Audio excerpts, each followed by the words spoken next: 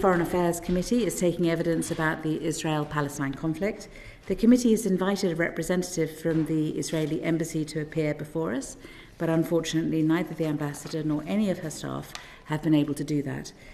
Today we have a panel of witnesses who can explore the Israeli position, and I'm very grateful to Shelly, Atid, Meron for joining us today. Thank you very much.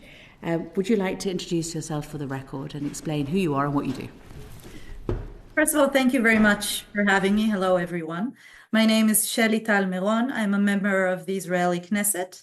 I'm from the Yesh Atid party, which is a central liberal party, a moderate voice within Israeli politics.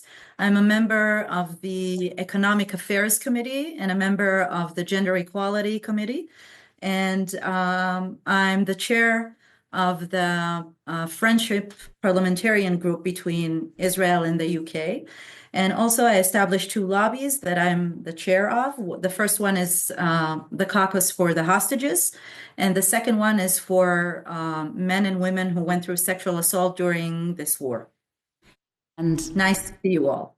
It's very nice to see you too. And for those of us who get a little confused by the changes of names and positions in relation to political parties, would you mind helping identify who's the leader of your party? The leader of my party is Yair Lapid. He's the former prime minister from the previous government, and he was also minister for foreign affairs before and minister for finance. And we've been, my party has been existent since, it's been 13 years since we established our elderly party by Israeli standards, I think. Yes. And we are the second biggest party in the Knesset after the Likud party, which is the party of the prime minister today. Okay, thank you. Thank you very much. Right. So our inquiry is to understand what the UK government could do to bring about peace between Israeli and Palestinians, in what way we can help. I think my big question, a question I always ask, is how do you see Israel in 10 years' time?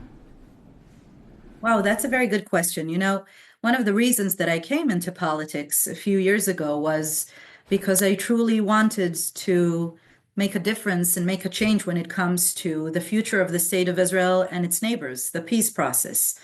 And I'm a mother of two daughters. My oldest one is 18 and my youngest is 14, and I want them to have a better future.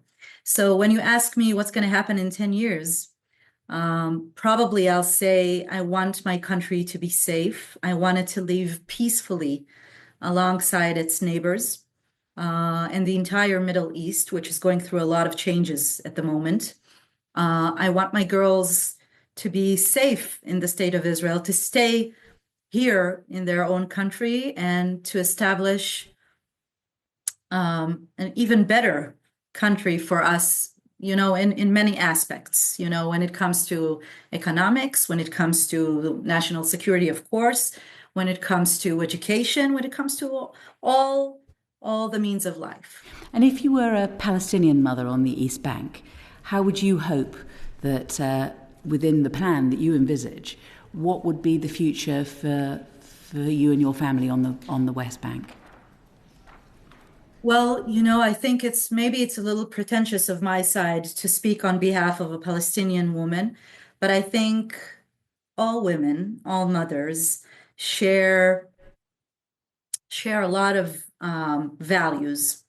And I think the value of life is the most important one. So I'm hoping that a Palestinian mother, much like myself, would want a peaceful and calm future for her children. That means living for her, probably, if we're speaking about Gaza, then we're speaking about Gaza. It can be in other areas of the Palestinian Authority. Gaza or Gaza and Yes. or the West Bank. I mean, it's really just a kind of, when you say, you know, you're thinking about a peaceful and secure Israel, how does that come about, and what effect does that have on the Palestinians? That's a very big question, and you know, I can speak about this for an hour.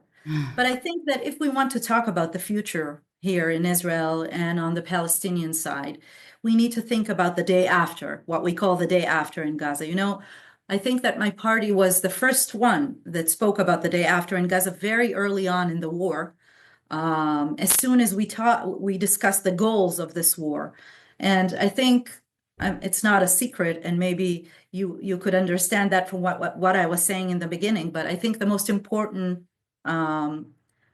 goal of this war at this moment is, first of all, to bring back the hostages. We still have 59 hostages, and it's been 564 days. And for me, that's the top priority and the most important thing. And there is no price tag on human life. And of course, I cannot put a price tag on their lives, and I want them to be back home as soon as possible. And the second one is truly to free the Palestinians from the Hamas regime, let's call it. I think that if we want a future for the Palestinians, we need to eliminate this terror organization, because Hamas is a terror organization, and we need a new entity in Gaza that will control the civil life of Gaza, of course, and the rehabilitation of the Gaza Strip. And of course, we need the national security on our side, on the Israeli side. We need our borders to be safe, and we need to demilitarize the Gaza Strip from Hamas, of course. And in order to do that, we have presented a plan. My party has presented a plan for the day after in Gaza, which includes mainly the Egyptians, let's say, rehabilitating the Gaza Strip and taking control of the Gaza Strip for a limited time, between 8 years and 15 years, together with the United States, of course, and other moderate Arab countries, such as the countries from the Abraham Accords and other Western countries that want to help with this rehabilitation of the Gaza Strip. And I'm all for letting this plan maybe come through. The plan says that the international community will help the Egyptians with their international debt, and therefore they will take control of the Gaza Strip and demilitarize the Gaza Strip and take care of all the civil mechanisms that need to be taken care of in the Gaza Strip. And of course, I have to mention this because this is the future for the entire world, not only in the Gaza Strip or Israel. Education is the root of everything. You know, I educated my daughters to be decent human beings, to be caring and thoughtful to other people around them.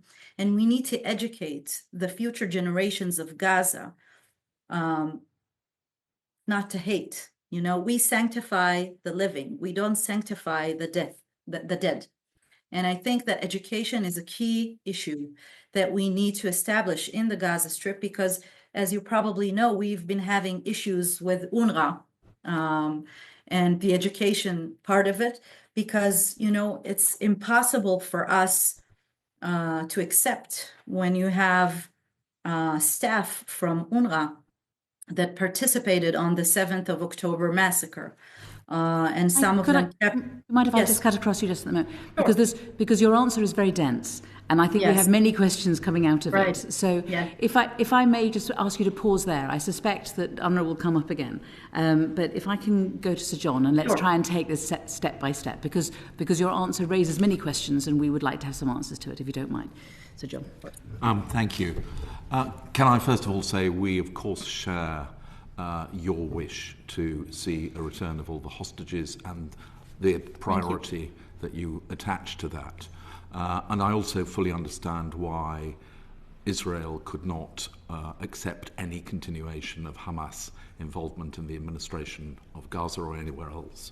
But looking at the day after, which you've talked about, and your suggestion that Egypt might play a role, we've been told by the Arab countries that they see the acceptance of a Palestinian state as an essential part of any agreement. Yet when we were in the Knesset, we were told by members of the governing party that that now looked to be way distant into the future, and that they had no confidence in the Palestinian administration any more than they did with Hamas. I wonder, what is the position of your party about the establishment of a Palestinian state next door to Israel? Okay, so thank you for this question. First of all, I want to say I'm so sorry I didn't meet you when you came to the Knesset because, I meet so many delegations and I truly feel sorry that I haven't met you, but I plan to come to the UK soon and hopefully we can meet there. I've also heard about your visit to the Knesset and I'm well aware of all the things that happened when you were here. Let me first say that, and so, and I just want to say a sentence and then I'll get into the answer. I just want to say that the people of Israel truly appreciate and thank the UK government, the previous one, and of course this one as well, for standing up for Israel in a few occasions and for helping us out. And we appreciate it. I'm well aware of the help that you provided with the coalition, with the Iranian attack that was on Israel in April. And I just want to thank you for that. And I just want you to know that the people of Israel do appreciate this. So I just wanted to say that.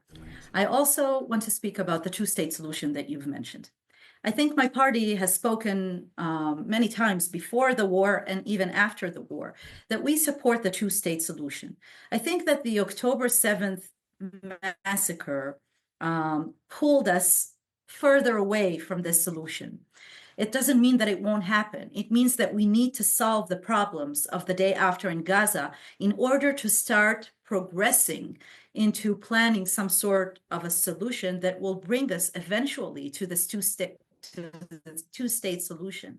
That means, in my eyes, that we need to have a short-term plan, a mid-term plan, and a long-term plan. And these steps are a necessity in order for us to get to the two-state solution. I just think that it's going to take a longer period of time than maybe we thought before. And let me just say, when it came to the normalization with the Saudi Arabia that was on the verge of happening just before October 7th, and maybe that's one of the reasons that October 7th happened as well. The Israeli people were all for it, okay? The Israeli public opinion was all for it.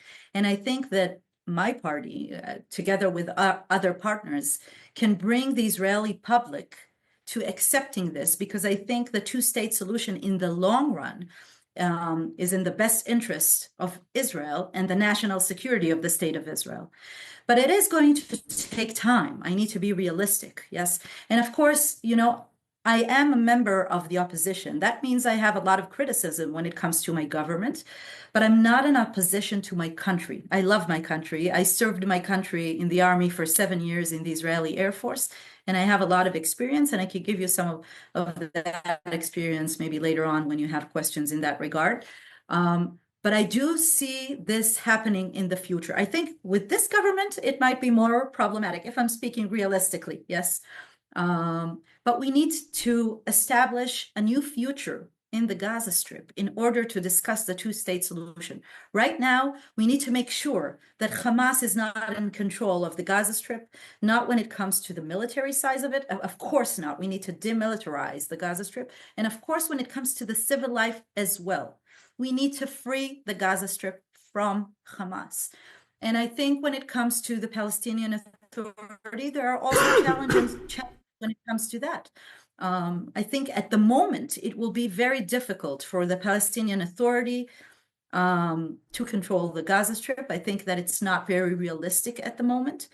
But I do think that together with the moderate Arab countries, together with Western countries such as the UK, such as Germany, France, the United States, of course, we can discuss how we can create a new entity in Gaza and start progressing towards that direction. Do you think that it is possible to reach an agreement in Gaza without having a clear path set out towards a two-state solution?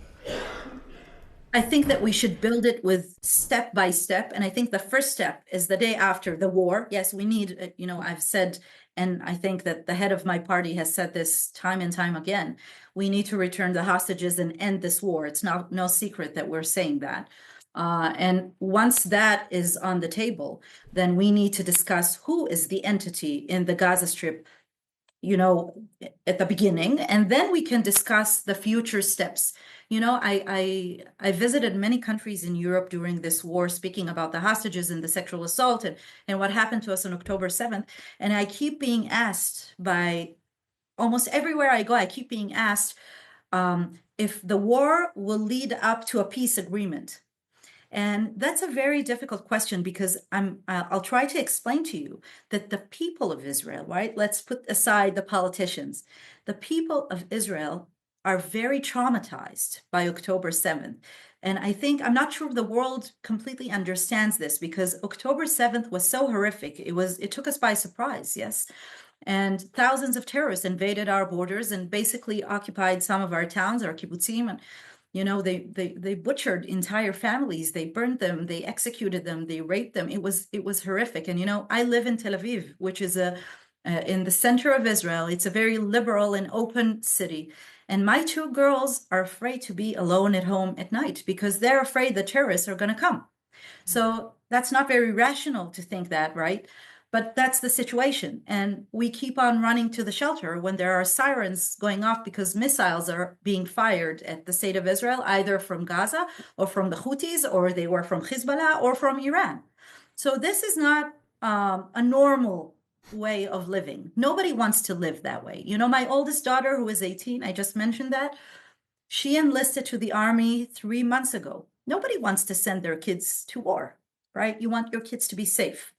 And so, of course, I'm very proud of her, and she's very proud to serve her country.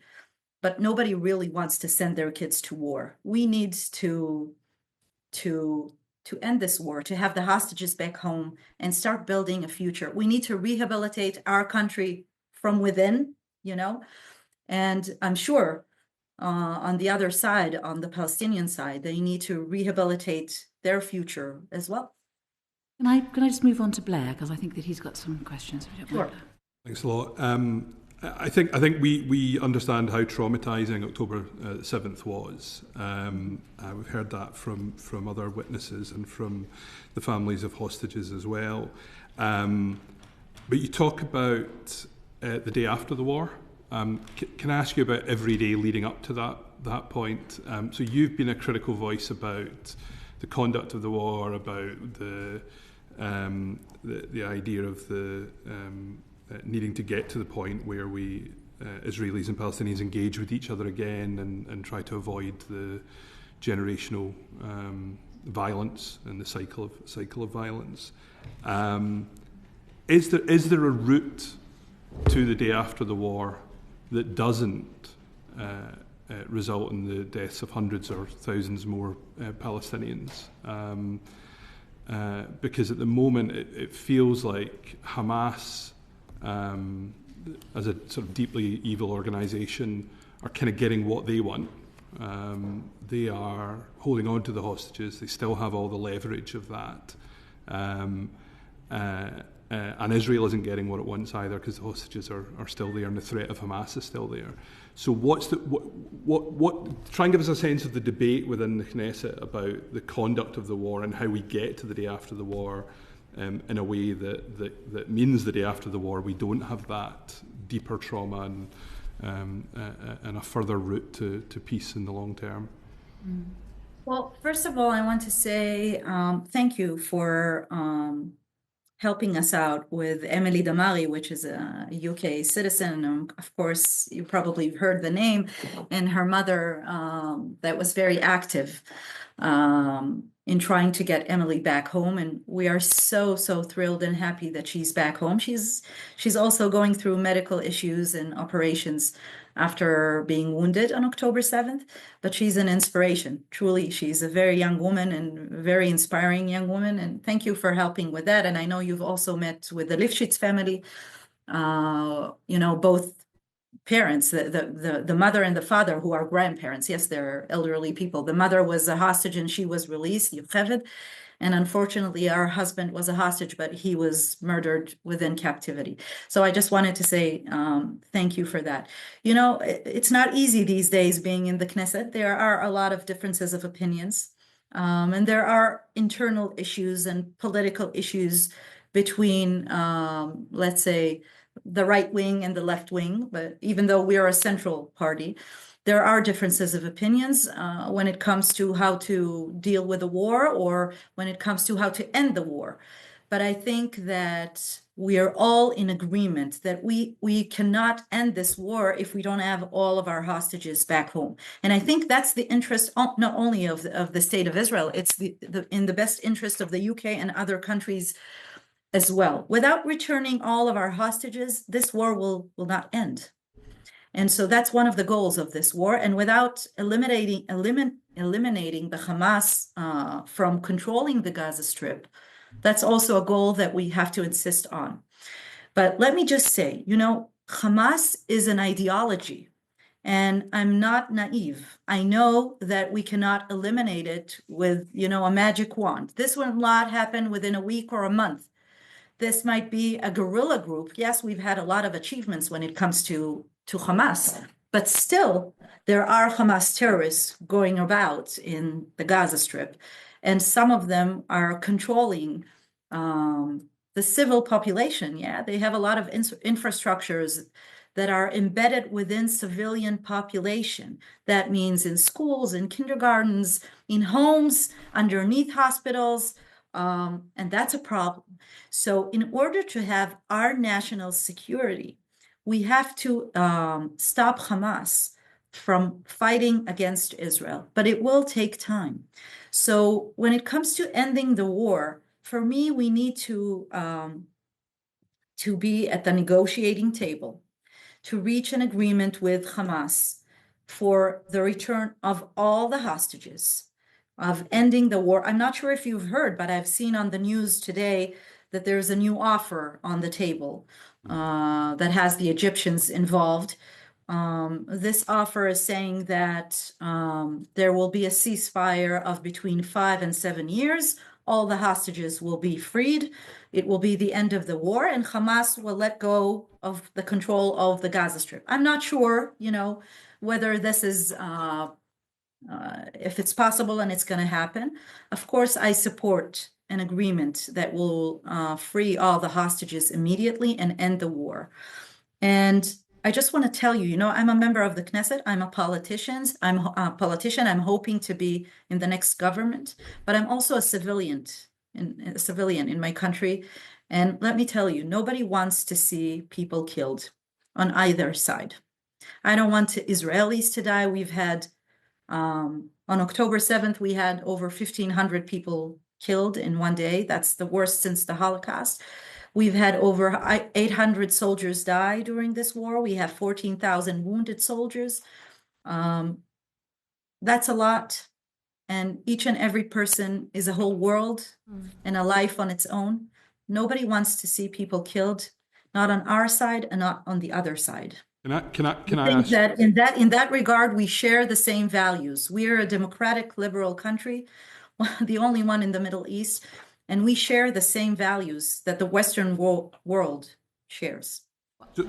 I'm quite mindful of time, and I know that we only have about 20 minutes, and I know there's a number of questions. I'm going to ask people on the committee to keep their questions fairly short, but if you'd be kind enough to keep your questions, your answers a little bit shorter, it would also help us to get round. Sorry, Blair. Just to explore the point, so you said about the war can't end without the hostages being given up. And I think we understand the thinking there. What I don't understand is what's the incentive for Hamas. So at the moment, hostages are political leverage for them. They know that the next stage is for Hamas no longer to have any political control in Gaza. This is an unfair question for you because this is as much a question for the international community. Exactly. But what is the incentive for Hamas to make different decisions than the ones they're making at the moment? Well, first of all, I cannot answer in their name, but I can tell you that I think that the international community and of course, the American involvement is creating a change. We saw that President Trump was very involved even before he came into office with the release of the hostages, and it did help us with releasing some of them. And I think that is my request to the UK government, to be very much involved when it comes to our hostages. of speaking on this issue and using your platforms to discuss the hostages, because everybody is speaking about what's happening in Gaza, and I can understand the concerns that everybody has, but we need you to speak about the hostages as well, and we need you to pressure Hamas and Qatar and the mediators and the international community to get involved in ending this. And I think that you play a role in that, and that is my request to you, because we've seen that the international influence is significant. So I cannot answer in their name, but I think that Hamas is also suffering from this war, and I think that they do want a ceasefire. They probably want to rebuild themselves. Yes, that's their goal. We don't want them to rebuild themselves, but they suffered a lot of loss, and they need the time off. So I think that is in their interest, but we need the international community to be more involved in that. Uma. Thank you for your evidence today, and definitely yours was a voice that was sorely missed when we were in the Knesset, because we didn't hear any views like those you've expressed. You spoke about the pain of October 7th. Absolutely agree with your views here. I went to Hostage Square when we visited and felt and saw the pain of the Israeli people, and it is quite palpable, and we share your views, and we want the hostages out. But speaking to members of the Knesset was a stark contrast to speaking to Israeli NGOs and also to those who I met and we met in the West Bank. You know, the state of the recognition for a state for Palestinians is something that not a single Knesset member was even entertaining. So we were talking about a two-state solution, but nobody that we met would even entertain that conversation. So how do you think the Knesset can get to that place? Because for a lasting peace and to move forward and to talk about all the things that you've mentioned to us, and to, you know, you've talked about to re-establish the relationship with Palestinians, to stop the generational conflict, to stop that vicious cycle, we need this two-state solution. If the members of the Knesset are not willing to entertain that, how does the Israeli public even shift their opinion? You know, is there anything that you think we can do, and what do you think members in the Knesset can do? Let's tell Meron, if you could answer that question at half the length it was asked. I'll do my best. Okay, first of all, I know that you met some members of the Knesset from the Likud. Please remember that you met members of the Knesset from the Likud. The Knesset has many parties, and there are a lot of ideologies, right? So please take that into consideration. So we met a cross-section. We actually met a cross-section. Actually, I met your leader in Hostage Square. I bumped into Yair Lapid, and it was a refreshing conversation. But those that we met were the Foreign Affairs Committee members. Yeah. Okay. So first of all, I'm happy that you met the head of my party. I think that we've been discussing this very openly, and I don't think we hide our, what we feel and what we think. I think that there are partners within the Knesset that do think that this is on the table for the future, and of course are willing to discuss this. And I'm sorry that you've heard you felt like you've heard maybe only one side of things, but I am telling you, because I work with all the members of the Knesset, that there are partners here to discuss the future. I think in order for us to discuss the two-state solution, we have to end what is happening right now. And right now, Israel has a lot of fronts, right? We have the Hamas, we have the Hezbollah, we have the Houthis, we have Iran. We had issues with Syria right next to us. So there are a lot of things happening at the moment. And we see, of course, around us, everything that's happening with Russia and Ukraine and China and the United States. There are a lot of things that are happening right now. And in order for us to discuss a two-state solution, you have to understand, we have to finish this war. We have to have the hostages back in order for us to even start thinking and progressing in that way. And I think that also, if we go to elections, hopefully, we will have elections, then the political map of the state of Israel is going to change, because we're going to have former Prime Minister Bennett come into the picture, and we might have a very different government come to power. So things are, fluid. When it comes to politics, things can change. So I do think that there there are options on the table. But we really need to get the hostages back and finish this war in order to even discuss anything that has to do with the future. Can I move on to the ceasefire? And we've got some questions about that as well, if we might. And I think Alex was going to ask some about that. Thank you, Chair. And just to say, I'm sure everybody here shares your ambition to have the hostages released as soon as possible. Indeed, there was a process during the ceasefire when many Israeli hostages were released. So I wanted to ask about the end of that ceasefire on the 18th of March, when, in fact, Israel conducted some airstrikes that ended that process. There are many people, I think, in Israel that disagree with that decision, and I mean, there's many military people, heads of the security services, and others that have written a letter with regards to that. And I'll just read a very short quote, which is, renewing the fighting in Gaza for irrelevant considerations and without an achievable political goal will not lead to the release of the hostages. It will not bring about the defeat of Hamas and will eliminate the achievements of the army and security systems in the war. I just wanted to ask, do you agree with that assessment? And if you do agree, what are these irrelevant considerations they're talking about? Well, first of all, of course, I supported the ceasefire and I wanted it to come through to the end and to have all of our hostages released. So that for me was, it was a goal, and we supported the ceasefire and we wanted it to come through, and we were very sorry that it didn't happen. Listen, there are complex issues on the table. There are breach of agreements on the Hamas side as well.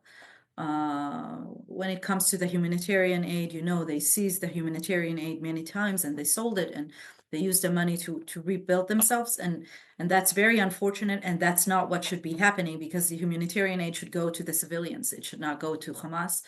And therefore, there are issues on the table that are complicated that we need to solve. But of course, for me, we need to end the war. That means we need to have the ceasefire come through, and we can achieve our other goals when it comes to Hamas and all the other challenges that we have ahead of us when it comes to our national security after we finish the war and we bring back the hostages. I think that there are a lot of differences of opinions within Israel how we can do that. Everybody wants to see the hostages back home. It's the discussion is about what is the right way to do that. What is the right way to create a situation where the hostages are coming back home and we eliminate Hamas? That is the question that everybody has differences of opinions of. So I do support my country for defending itself. Yes, this war was imposed on us and we did not want it. But at this point, a year and a half later, we need to end the war and bring back the hostages. So we need a ceasefire. We need the agreement to come through. Thank you. It's as simple as that. Thank you very much. And we wanted to also ask you some questions about getting aid into Gaza. And I wondered if I could start with Edward, perhaps. I guess I'm interested in the casualty rates that we're seeing being reported by the United Nations, and the accuracy or not thereof. I mean, we're seeing numbers in excess of 60,000 civilian deaths now, 15,000 children. Are those numbers that are recognised by your party or by the Israeli public opinion? Well, first of all, I cannot say anything about numbers because a lot of the numbers that are being put out there are, they're not established. I don't have any information that can truly show me the true numbers. Of course, I'm not. I don't want anybody to get hurt, and I'm not saying that nobody got hurt. War is ugly and it's horrible, and people are dying, and it's very unfortunate. And I don't want civilians to get hurt. But among the people that died in the Gaza Strip, there are a lot of terrorists, yes. And this is a very difficult war zone. I don't think there is any other war zone around the world that is similar to what is happening in the Gaza Strip. Because the Hamas is so embedded within civilian popularity, it's very, very complicated. And so okay, let's extrapolate out from that then, because one of the stated aims, as you outlined earlier, was the eradication of Hamas. If you're not able to distinguish between what is a civilian death and what is the death of a Hamas combatant, I mean, what numbers does the government recognise as fatalities for the area? I mean, the biggest issue here is that the only numbers we have to go on are the UN numbers. There is no independent verification. Is the IDF or the Israeli government producing numbers that are verifiable? Well, that's a question that you need to ask the government. I'm not a representative of the government, but let me just, I did not say that we do not distinguish between civilians and terrorists. Of course, we aim at terrorists. The state of Israel does not want to harm civilians. I want to get that message through. I think that the IDF, even if you have criticism, listen, I served in the Israeli army for 7 years. I have a lot of experience. I sat in operation rooms many, many times where you control the operations. And I had many, many instances where we had someone who is not involved in the operation, a civilian, a child, or anybody come anywhere near, we would stop the operation immediately. I think that the IDF tries its best not to harm civilians. It only targets terrorists. We do not target civilians. Yes, some of the civilians got hurt. I'm not saying they weren't, but we don't target them. And that is something that we need to distinguish between Hamas and Israel. Hamas is a terror organization that wants to eradicate the state of Israel. It doesn't want the state of Israel to exist. And they were aiming at civilians on October 7th. We do not aim Palestinian civilians on purpose. And I think that we should distinguish between both of them. I cannot tell you about numbers because truly I don't have enough information that I can. Can we talk about access for aid then? Because obviously I will accept your principle. If I accept your principle that the government is not trying to target civilians, then why are there constraints going on the amount of aid that's getting into the Gaza Strip? Because that seems like a deliberate targeting of civilians, if in fact that is humanitarian aid for the population. Well, let me just say, first of all, we've had, during this year and a half, we had a lot of humanitarian aid go into the Gaza Strip. Hundreds and hundreds of trucks of humanitarian aid went into the Gaza Strip. Unfortunately, Hamas was seizing a lot of the humanitarian aid and was selling it to earn money and reestablish themselves for their infrastructure. That's very unfortunate. I also want to say, every time I go anywhere around the world and people speak to me about humanitarian aid, which of course I want the civilians to get, right? I don't want anybody to starve. But our hostages have never received humanitarian aid. They have never received a visit from the Red Cross. Nobody gave them medicine or clear water to drink or food. They are being tortured. They are being abused. They're being starved. They're being, unfortunately, sexually assaulted within captivity. And there are a lot of testimonies to show this. And there is even a report by your own representative. We'll speak about that later, but I'm so sorry, because given that we've only have 5 minutes left, and there are some very important questions that you're just touching on now, may I move on and ask Afra to ask some questions? And I'm afraid these will be the last few questions that we have for you this afternoon. As you said yourself, we could talk about this all afternoon, and I'm so sorry that we are limited in the amount of time that we are, but we are limited. So may I move on to Afra? Thank you, and sorry that we're having to cover so many important topics so quickly. I just wanted to touch on the treatment of hostages, and in particular, you have spoken before about the use of sexual violence as a weapon of war. And really, there have been some horrific reports of sexual abuse by Hamas terrorists. I wondered if you could just share a bit more of your understanding of the abuse that women held captive have been subject to. And then if you might have any thoughts on whether the current international conventions are enough to deal with the abhorrent use of gender-based violence and conflicts that are in the Middle East and sadly around the world. Thank you so much for this question. I'll probably be emotional when I speak about this because I think that right now my work in the Israeli parliament and outside of Israel has to do with that. That's my life mission at the moment. Unfortunately, on October 7th, we had many instances where they used sexual assault as weapons of war. Some of them are no longer alive, but we do have evidence and testimonies to show that. And some of them went through this during their captivity. We have a lot of testimonies. There are reports that were issued by UN Women. Pramila Patton visited Israel and issued a report saying that there was sexual abuse in multiple locations around Israel during October 7th. And of course, we have hostages who returned who were sharing their story. It's out there. You can see it. It's not a secret. We have some of the hostages that were brave enough to come through and talk about this. For instance, Amit Susana, who was a young woman that was kidnapped and was held captive in Gaza and was sexually assaulted.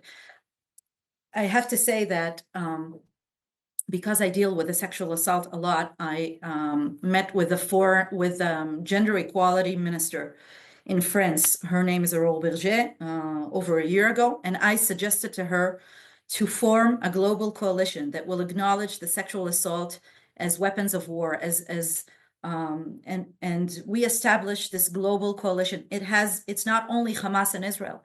This has to do with women around the world in conflict areas that are sexually assaulted. That happens with the Ukraine and Russia, with Yazidi women, with African women, and a lot of cases around the world. And we formed this global coalition. We had the first assembly in Israel, and we plan to have the next assembly on November 10th at the French Senate.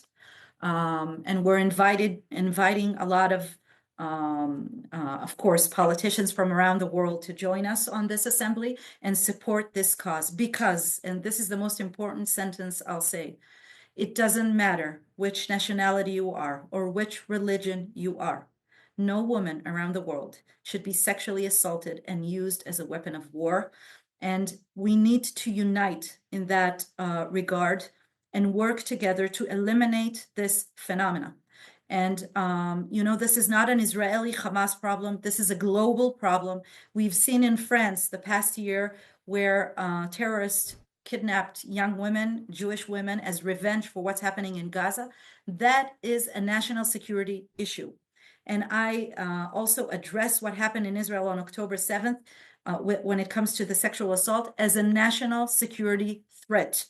And this is how the world should address this issue. And I call any one of you that wants to join me with this effort, because we need to unite and put an end to this phenomena. That has to do, of course, with legislations within parliaments, but also international courts as well. And thank you for raising this issue, because it truly is my life mission at the moment. Thank you so much. And thank you so much for giving evidence to us today. We do appreciate it, and thank you for your time. If we may, we'll move on to the next witness, but thank you very much, and all the best. Okay, so just let me say thank you very much for your time, and I'm available. You can always speak to me, and hopefully next time you come to Israel, I'll meet you, and if not, I'll come to the UK, and hopefully we can meet. Thank you very much. Thank you. Thank you very much. May we move on to the next witness, to Natasha Hausdorff, please.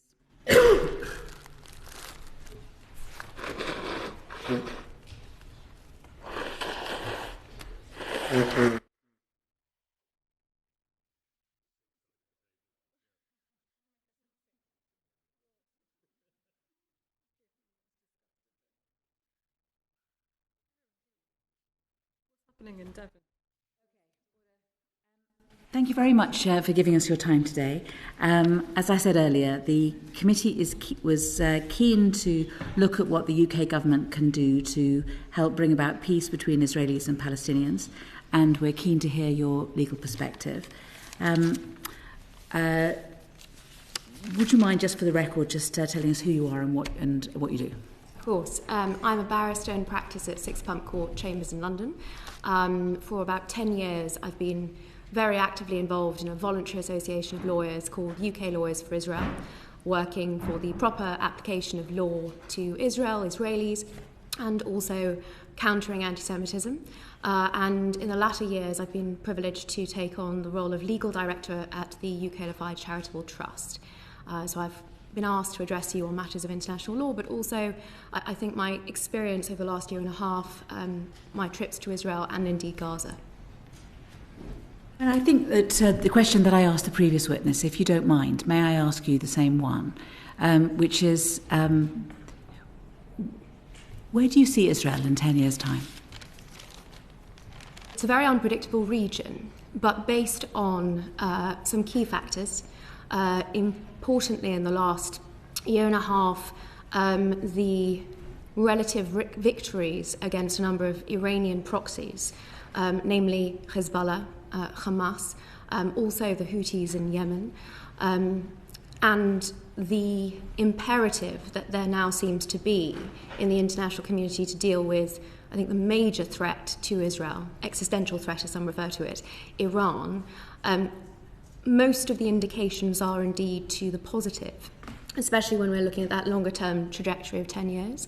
And the fact that Israel's economy grew over the last year and a half, despite the unprecedented challenges that this country has been facing, the only democracy in the Middle East, it has been a leading light in many respects, and the prospect also of additional peace accords following the Abraham Accords. I think there's been some discussion of prospects of peace with Saudi Arabia, also on the horizon in previous committee sessions. So those indications are very much to the positive, but that is not to say that there are not significant threats and significant problems, not least with, I'd say the principal one that I'm concerned with is the international legal war against Israel and the weaponization of international law, which poses a significant threat, I should stress. I'll move on to that in a minute, but I just want to understand what you see as being the future. So your future for Israel is a fairly positive one, the economy doing well, being at peace with its neighbours, dealing with the Iranian threat and the threat from Iranian proxies. That's one side. And so I suppose the other side, given that we're looking at peace for Israel and Palestine, is what would be the future of a Palestinian living in Gaza? What would be the future of a Palestinian living on the West Bank? I think that ultimately depends on whether the international community continues down the tried and tested mechanism of encouraging extremism, unfortunately, amongst Palestinian terrorist groups. We've seen that vis-à-vis Hamas, we've seen that vis-à-vis Palestinian Islamic Jihad, and Fatah, elements of the so-called moderates in the West Bank. Until and unless the two driving factors of the worsening situation for the Palestinians, namely indoctrination to terror and incentivization to terror, until those are addressed and until international complicity in those issues and the perpetuation of the conflict through that is addressed, my projection, if you will, or my hopes for a similar positive reality are less optimistic. It's one of the reasons I've made it a significant mission, travelling around the world and meeting with politicians and officials, to stress the importance of ceasing funding for UNRWA, which is at the core... Wait, sorry, may I just so that I get this. So if I was a Palestinian mother in Gaza or on the West Bank, I would be looking to... my future would be what? It all depends on whether the West are helping to develop extremism within Hamas? Well, I think the future of any Palestinian in Gaza ultimately depends on whether or not Hamas is defeated, right. Which is, of course, one of Israel's central war aims. Okay, but you're quite confident that Israel is going to be successful, that Israel is going to defeat Iran and Iranian proxies. So then the question is, what happens then? What does peace look like for Palestinians in the West Bank and in Gaza? I'm sorry I keep asking, I just want an answer to that. I think I put it in terms of being cautiously optimistic. I wouldn't... What does cautiously optimistic mean? Well, cautiously optimistic, I don't say that it is easy to defeat Iranian threats, in particular where one sees the international community moving to policies of appeasement and complacency in grappling with these threats. Let's get away from those sorts of words. Yes. Let's just talk about what's the future. So you're saying there's a positive future, you're optimistic. So what's the optimistic, positive future for a Palestinian mother in Gaza at the moment or on the West Bank? What's the best thing that could happen? The best thing that could happen is the ending of the indoctrination and the incentivization to terror, to give ordinary Palestinians a chance. And through that, I think the removal of What does a chance look like? What does it mean? Through the removal of the genocidal Islamist regime in Gaza and the corrupt Palestinian Authority. I'm so sorry. What does a chance look like? Let's take away all the words. Let's take away all of those descriptions. Let's keep ourselves calm. And just I'm going to have, this is my last try. What does a positive future look like for Palestinians living in Gaza or on the West Bank? What's the best thing we can hope for? Perhaps I can give you a practical example. When I've visited Ramallah, the biggest cause for optimism I have seen is a visit to a venture capital startup fund looking to create Silicon Valley, a startup culture in the West Bank, in Ramallah, specifically looking to create a Palestinian middle class with a stake in society that can hold its corrupt leadership to account. Mahmoud Abbas, let's not forget, is in the 20th year of his 4-year term. The oppression, the brutal oppression, it's remarkable that there hasn't been more international media attention on the torture that the Palestinian Authority metes out to political opponents in the West Bank. That, if you ask me, and it's reflected in polls across the West Bank by Palestinian organisations, that has ultimately got to be the biggest prospect for the chance that I'm talking about. Okay, well, the public will have heard your answers to my questions and will decide themselves whether you answered it. John? Can I come to what you described as one of your missions, which is to combat the weaponisation, I think you said, of international law? Yes.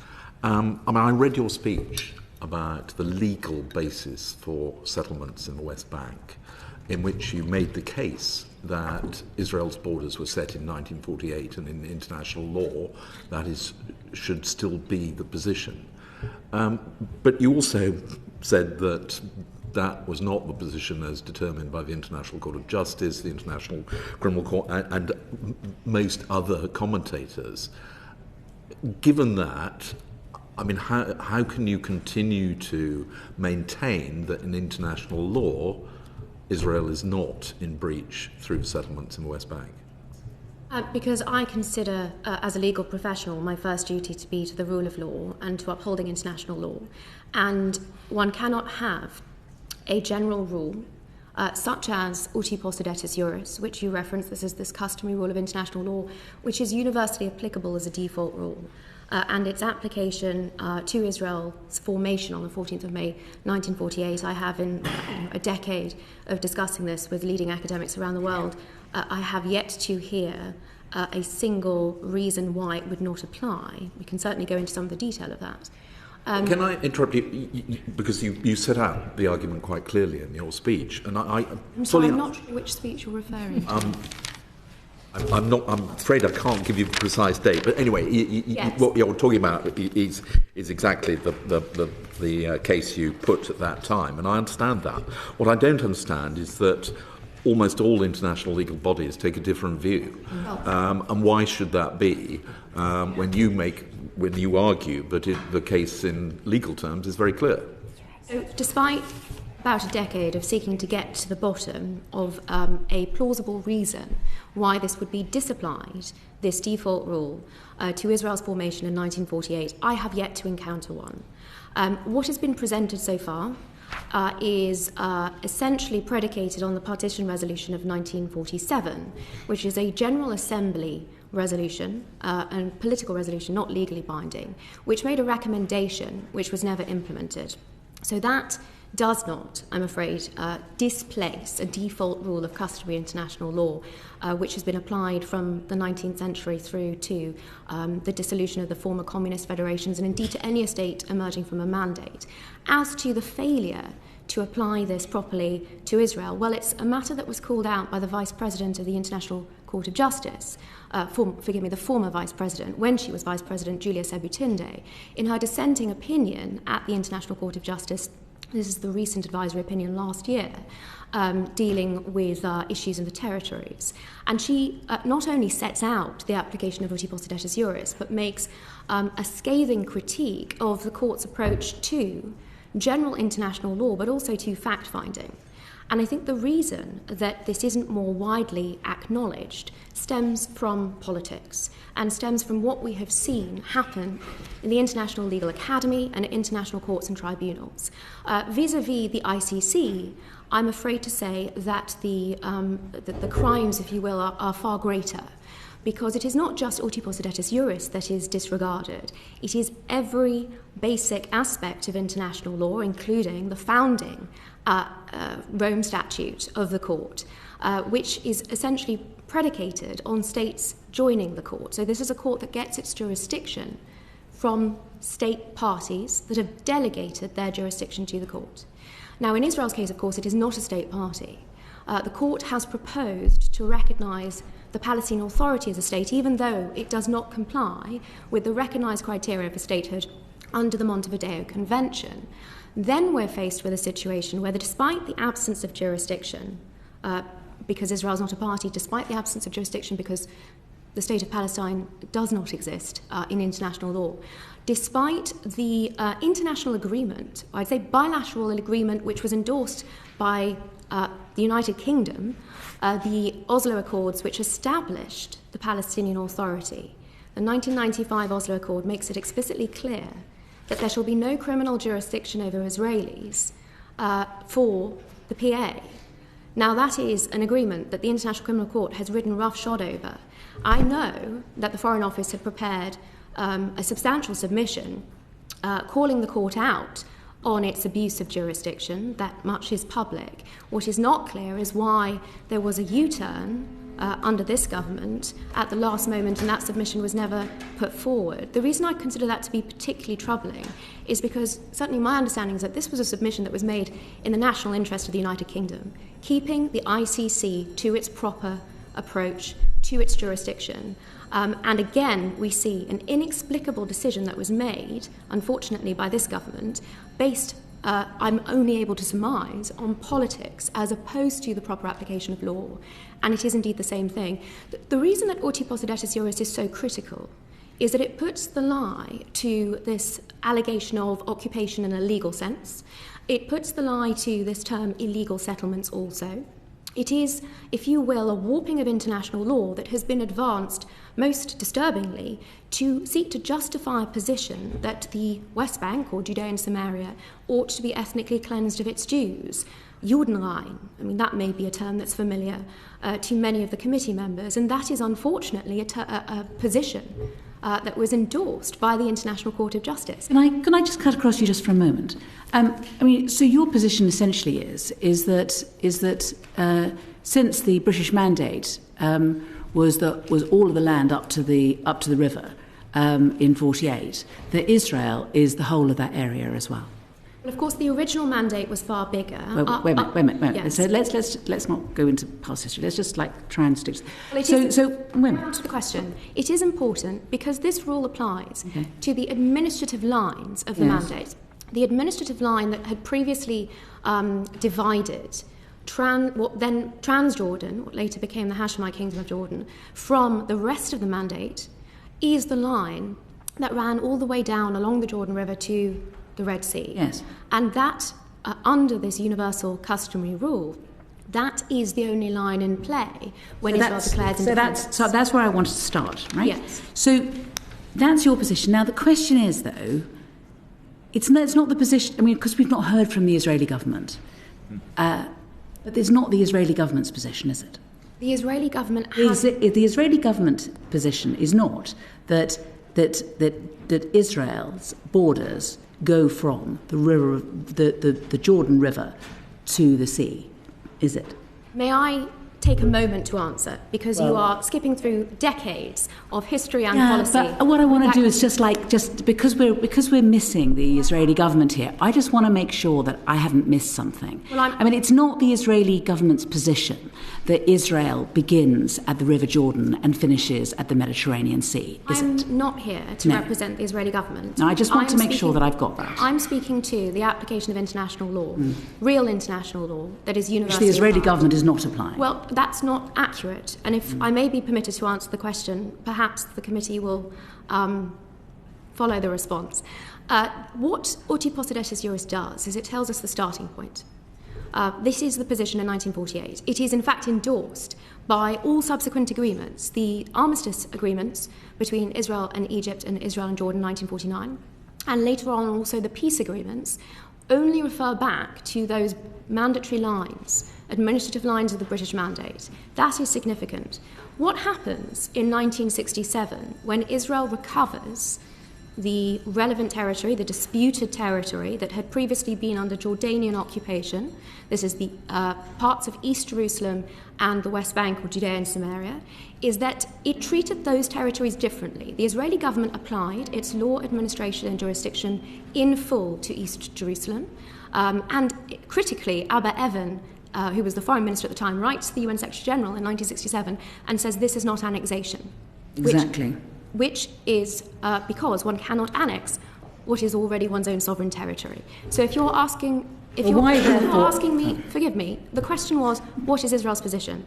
That was Israel's position in 1967. Since then, of course, in pursuit of this land for peace formula, Israel anticipated that peace with Jordan would be achieved by giving Jordan some of the West Bank. So a temporary administration was instituted in Judea and Samaria. Now, that peace with Jordan, when it eventually came along in 1994, didn't include land to Jordan because it no longer wanted anything to do with that territory. So that temporary administration lasted until the Oslo Accords, which I'd already referenced in relation to the absence of ICC jurisdiction.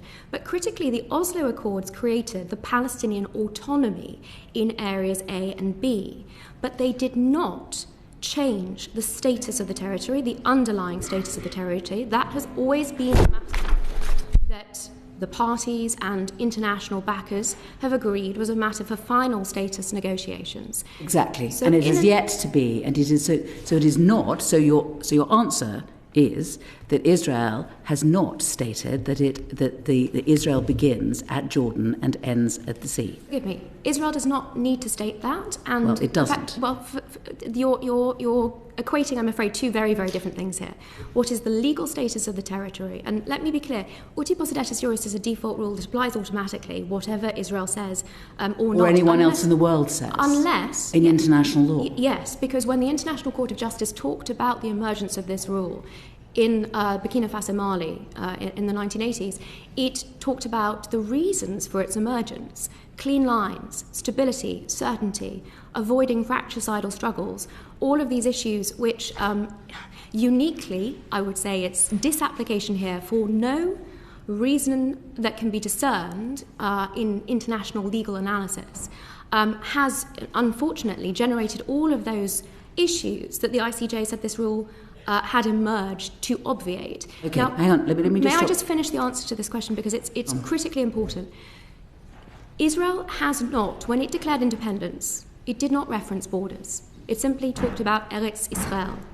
It is not required for Israel to claim that Uti Possidetis Juris arises or applies, and I'm not making a case on or in any way on behalf of the Israeli government. This is simply my analysis as to what the international legal position is, which is, I believe, what I was asked to attend today to provide. Okay, so can I just stop you there, because there'll be some more questions for you.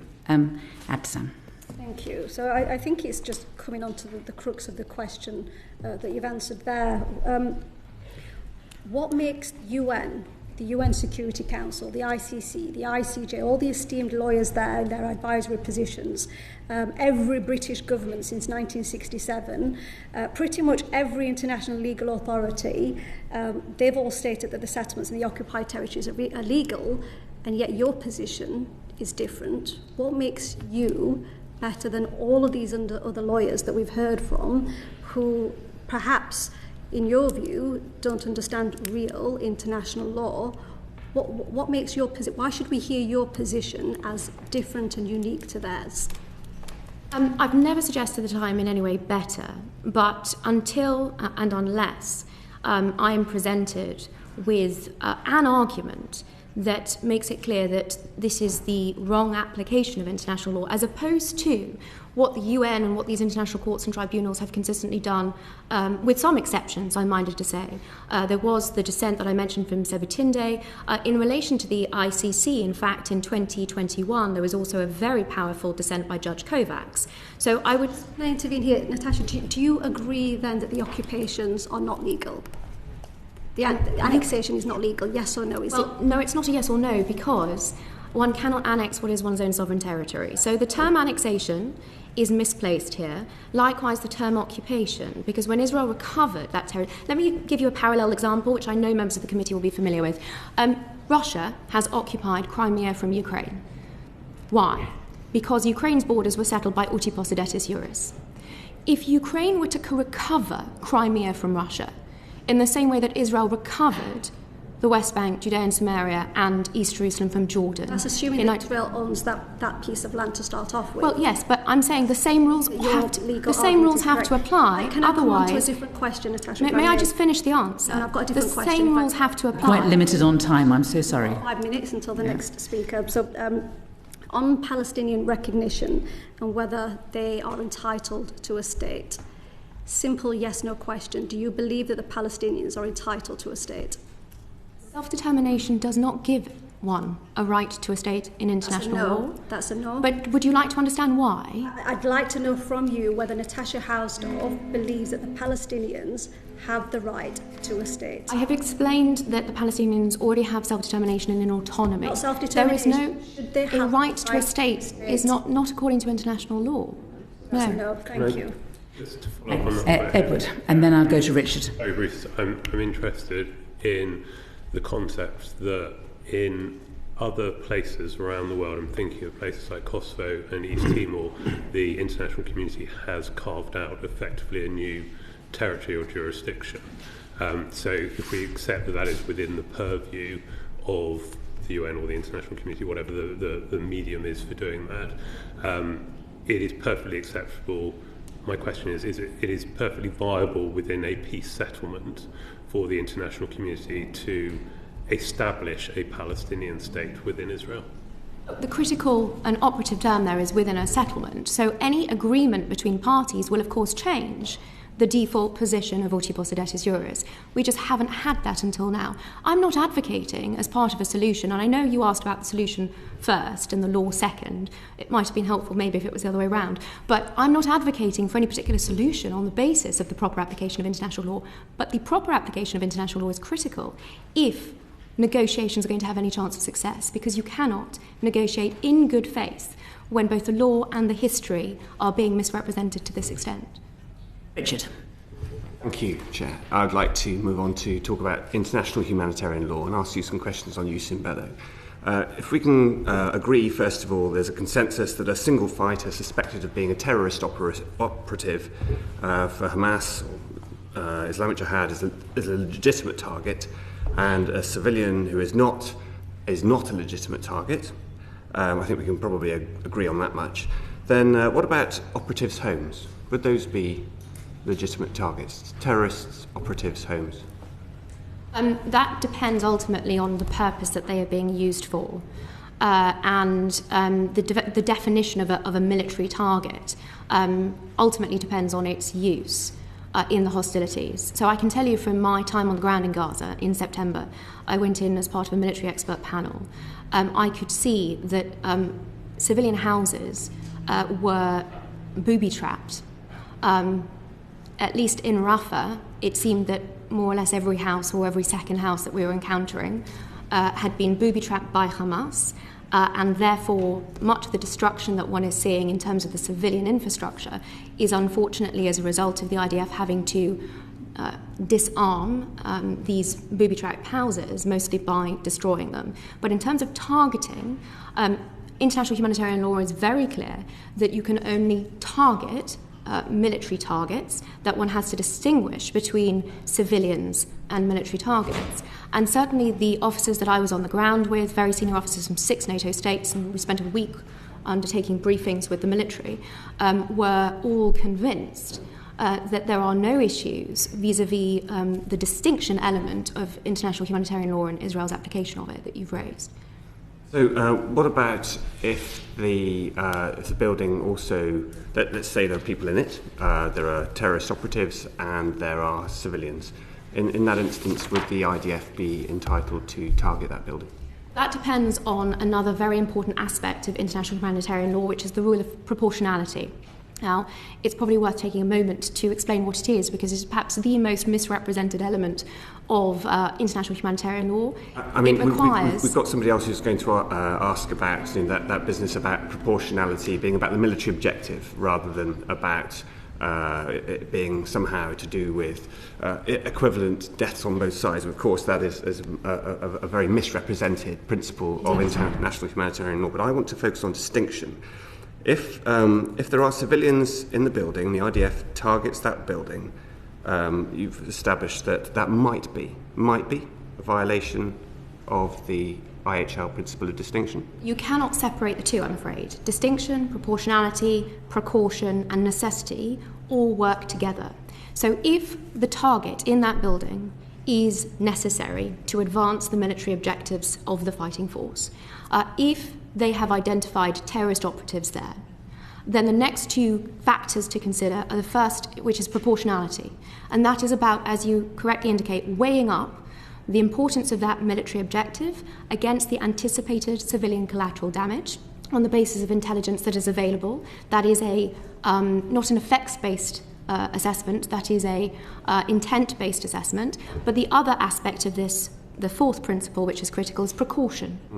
And this is something that Israel does do on a scale, I'm afraid, I have to say, never before seen, because other modern armies aren't in a position to issue the sorts of warnings and the evacuation measures that Israel has taken with respect to this urban armed conflict. So perhaps we could then take an example. I mean, the sort of precaution that you talk about is the tapping on the roof before ordnance. Knock on roof is one of the distinctive elements of this particular conflict.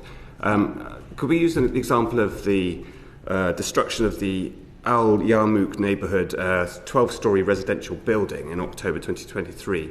The target of the strike was Hamas terrorist tunnel underneath the building. The building was 12 stories tall and it resulted in the death of 81 women and children. Was, in that instance, international humanitarian law applied? Did we see here the principle of distinction used? You are asking me about one particular incident in the last year and a half, which I would be very happy to look into. Certainly I would have done if there'd been any advance warning, but off the top of my head, I'm certainly not in a position to say one way or the other. And may I be clear? Neither are any international commentators who purport to give a decided answer on that, and there's a very straightforward reason for it. The only way that a proper analysis of your question can be conducted is if the information that was available to the operatives that undertook that strike in advance of conducting it can be properly assessed. We simply don't know what that is because it is not in the public domain. But I would say that the two entities I'm aware of that Israel has shared elements of sensitive intelligence of this nature with, the UK government and the US government, have consistently said they do not have concerns about Israel's approach to international humanitarian law so far as targeting... Oh, no. So why? No. That's an extraordinary allegation. May I finish the question? All may right, I finish well, the answer? Be careful what you're saying. I beg your pardon. I beg your pardon. No, I've come here in good faith to answer questions, and from the moment I walked in the room, I've been barracked and told to be quiet when I've been trying to answer questions. I will answer this one with your permission. Please answer this question accurately, yes, and with care. The UK and the US have consistently said that so far as targeting and proportionality, which is what your question pertains to, there are not concerns. There have been other concerns raised on the basis of incorrect information. If we have time to discuss detention and aid, we certainly can. But even the United Kingdom, and I'm afraid the Foreign Secretary has had to walk back some unfortunate remarks in the past, but so far as targeting and proportionality is concerned, There have not been concerns raised on the Why contrary. is it, therefore, that Britain is not selling arms to Israel that can be used in Gaza? Is it not on the basis that there is a risk of a breach of humanitarian law? I might ask this committee to look into that very question, Well, because there is no nexus between the concerns that this government has raised on detention and aid and the arms that have been embargoed. There is a very great concern I have that absent a nexus, because of the absence of concerns on proportionality and targeting, that is not a decision that can in fact be lawful. And it is one that has clearly upended the licensing regulations in this country, which certainly has impacts quite outside of the scope of this committee's inquiry, but that are very significant to the UK's ability to export arms confidently to other countries. So this is what I mean about playing fast and loose with real law. It creates very problematic precedents in other respects, and the decision on the embargo is a deeply, deeply troubling one because of this absence of nexus. It is in fact, the Foreign Office has made it very clear in its advice where it's, in its public statements on this, where its concerns lie. And they are nothing to do with the arms that have been embargoed, which must ultimately be for political reasons rather than legal ones. I think when you appeared before a parliamentary committee, House of Commons committee, this time last year, the Business and Trade Committee, you were talking at that time, and this was prior to the UK's arms embargo on Israel, when the UK was still supplying arms. At that time, you were having to defend Israel's action around distinction and proportionality. And at the time you did it by way of talking about Hamas figures, for Hamas-run health ministry figures, and was suggesting that they are overinflated, perhaps 1/3 greater than your recognised figures. My question is, does Israel have figures on civilians killed in Gaza? No, for the very simple reason that it is not targeting civilians. And therefore, there have been numbers that the Israelis have put out on the terrorists that it knows that it is eliminated, which, if you think about it logically, makes sense because it is targeting these individuals. We do actually address in my written submission to the committee, which I would ask you all to look at, the detail of the problems with the Hamas statistics, which have been repeated deeply carelessly, in my respectful opinion, and that do need to be criticised. I mean, Hamas has also revised them down subsequently, but there are figures, for example, from the Al-Ahli hospital strike in October 2023, which have not been revised, even though it's clear now that the hospital was never struck and that, in fact, it was a Palestinian Islamic Jihad rocket that fell in the car park of the hospital. Now, that example is in and of itself critical because it indicates that these figures that Hamas have been putting out and the world have been parroting do not make clear distinctions. They do not indicate the difference between combatants and civilians. They do not indicate how the individuals are said to have been killed. And we also know that Hamas have been shooting their own civilians and that their rockets fall short in the Gaza Strip. They kill indiscriminately. They do not come with warnings like Israeli strikes. They do not come with a proportionality analysis. So on that basis, I'm afraid, the continued use of these false statistics are deeply problematic. But according to the numbers that Israel has released, even taking a number of those Hamas statistics at face value, the civilian to combatant casualty ratio, and this is setting aside the issues with the inflation of these figures by Hamas, is in the region of 1-to-1 or 1.5-to-1. And that is remarkable for the sort of urban armed conflict that Israel is grappling with. When one considers the global average that is put out by the United Nations, that is at 9-to-1. With the American health authorities' statistics in Iraq and Afghanistan, we're looking at 3-to-1 and 5-to-1. And when one considers that Hamas's modus operandi here is to increase the civilian casualties as much as it can, and plainly to lie about the casualty figures when it cannot, I'm sorry to put it in these terms, but we're short on time, when it cannot secure sufficient numbers of its civilian population and their demise, because that is its main aim here, which is truly tragic for the Palestinians involved. When it cannot do that, it is falsifying the figures. So those are some of the reasons we need to be very, very careful. May I just... We're running out of time, and I've got two people who still want to ask questions. If you don't mind, can I move on to Afra, and then I'll move to Alex, but we're 5 minutes over already, so... Thank you. Thanks for the depth of covering your answers. I won't ask about proportionality because I think we've covered that quite fully now. I wanted to move on to talk about the law in relation to Hamas and really thinking through, does international humanitarian law, in your view, adequately address the challenges posed by non-state actors like Hamas in a modern warfare situation where, or is it possible that reforms might be needed to clarify what the obligations and accountability are of those non-state actors? Well, unfortunately, it does not.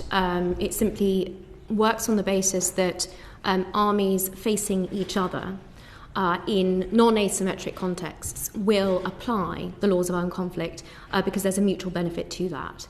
And so, frankly, the whole framework of international humanitarian law fails when you have terrorist groups like ISIS, like Hamas, like Hezbollah, that are using the laws of war against law-abiding moral militaries like the UK and like Israel. And in Israel's case, Hamas knows that Israel is upholding a much higher standard of international humanitarian law than any army has in history, and therefore it is using that mechanism and that framework as part of its strategy to survive.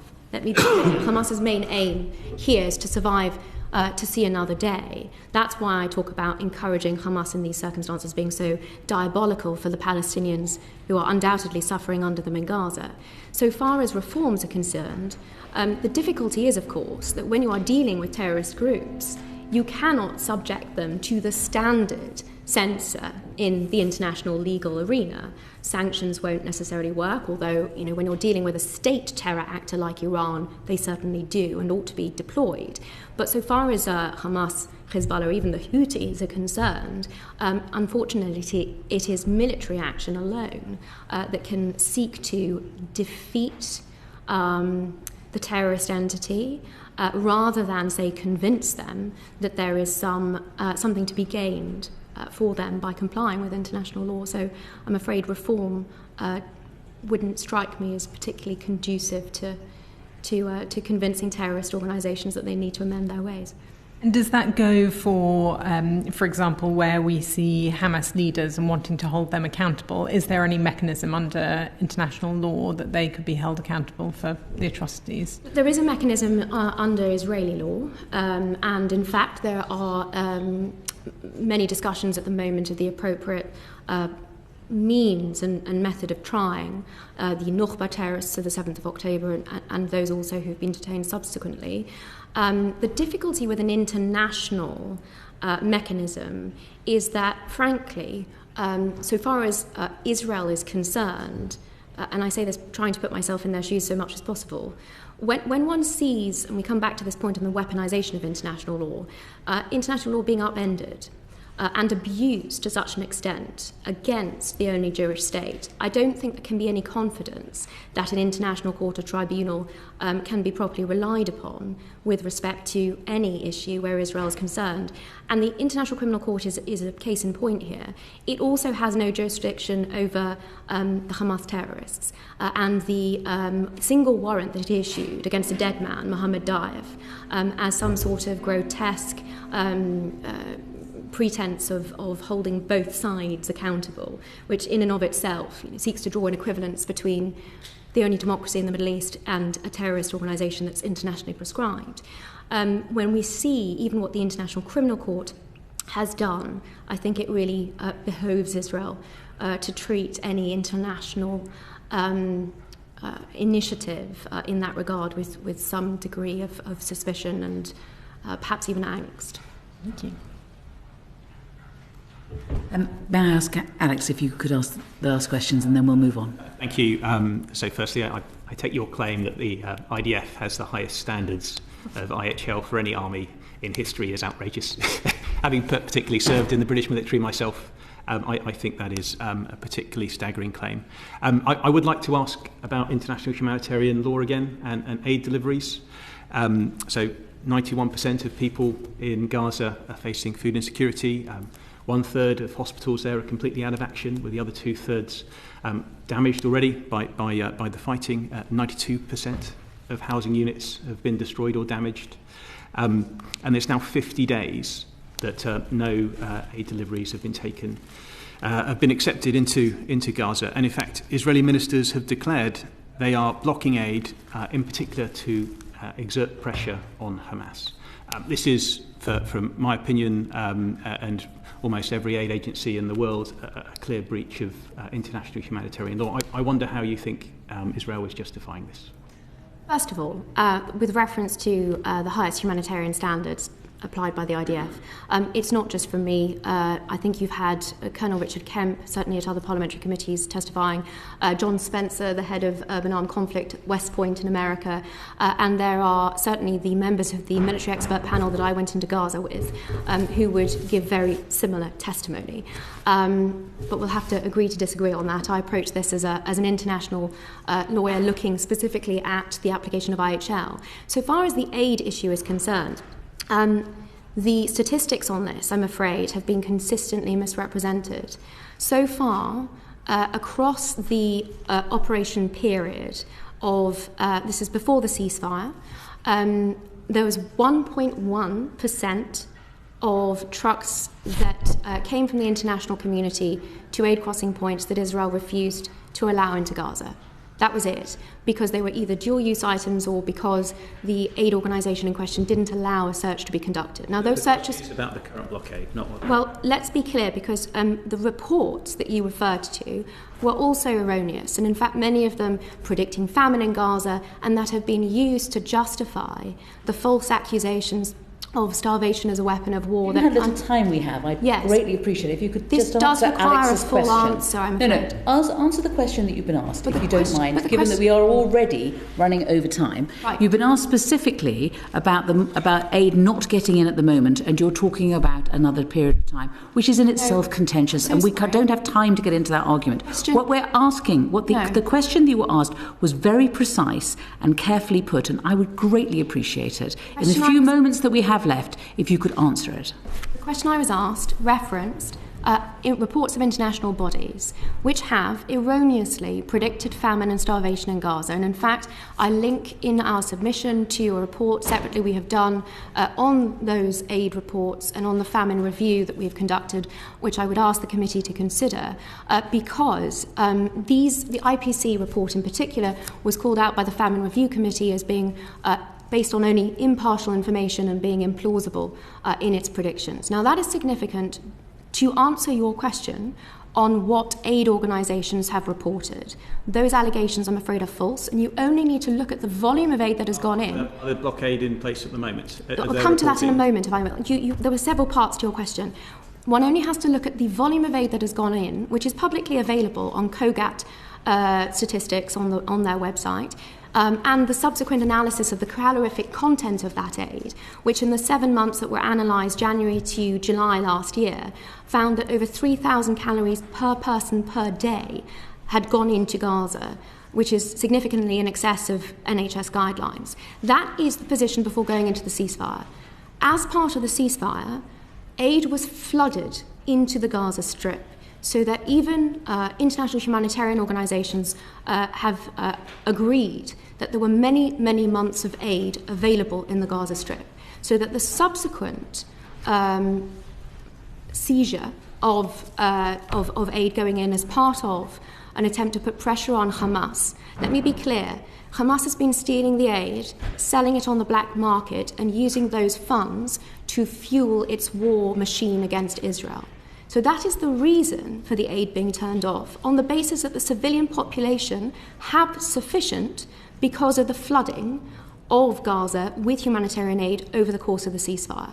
I hope that answers your question. So your position is, despite the UN's reports that over 90% of people in Gaza face food insecurity last week, it's acceptable to conduct this blockade because there was lots of aid delivered in the past. So the UN reports, and that's why it's important that I address them, have been consistently found to be wrong. And I ask you to look at the numbers, the data that has gone in, and the analysis of the calorific content.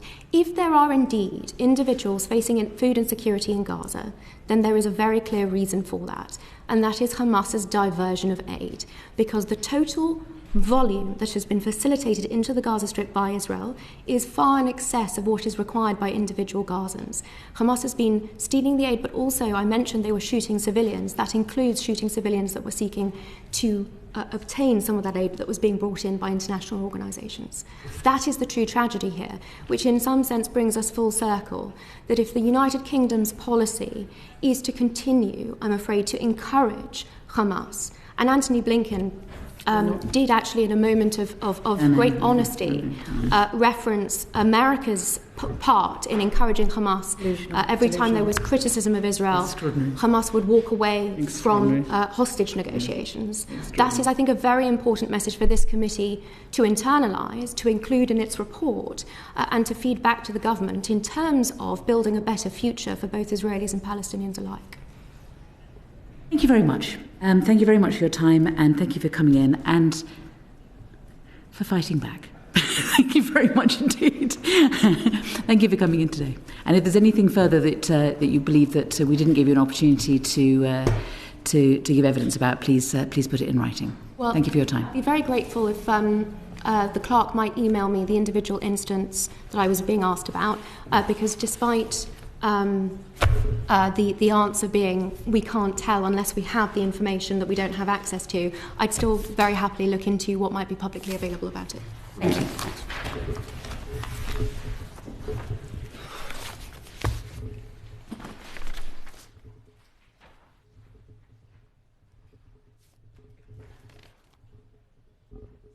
We've come to the third panel, which is Jonathan Sacerdoti, who's a broadcaster, a journalist, and a television producer.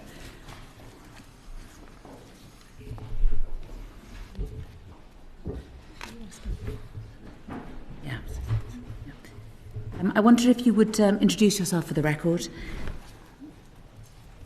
Yes, I am Jonathan Sacerdoti. I'm a writer, analyst, broadcaster who has spent a number of years covering Israel and the Middle East, as well as UK politics. Thank you. Then thank you for your time today. I'm sorry that we're running late. As I said earlier, the committee is keen to that this inquiry focuses on the UK government's role and their role in helping to find peace between the Israelis and Palestinians, what we have done until now and what we could do in the future as a country. And I wondered if I could ask Edward Morello to set off for the questions. Thank you, Chair. Thank you for joining us. I think it would be helpful to understand what you believe the aims of the Israeli government are with the conflict in Gaza at the moment. What are their stated aims, and to what extent the way in which they are perpetrating the conflict is likely to deliver those outcomes?